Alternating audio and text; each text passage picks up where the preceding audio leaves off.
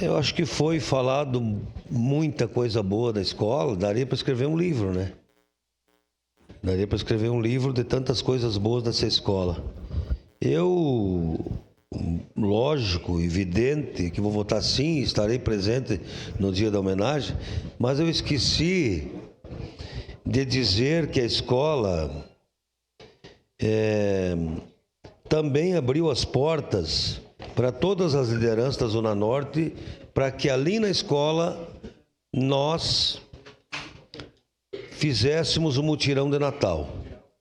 Então, já no próximo mês vamos iniciar as reuniões, uma vez a cada 15 dias, uma vez por mês, com todas as lideranças para que no segundo final de semana de dezembro a gente realize mais um mutirão de Natal, que já estamos chegando perto do 20º.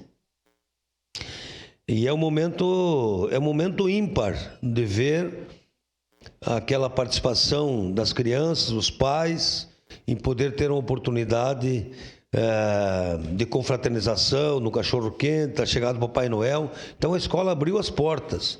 Nós fizemos mais de 10 anos lá no Complexo Esportivo, mas que infelizmente também por falta de estrutura, e agora com o ginásio, aliás, 2 ginásios na escola, é possível então realizar ali. Então, eu acho que acima de tudo está o amor ao próximo.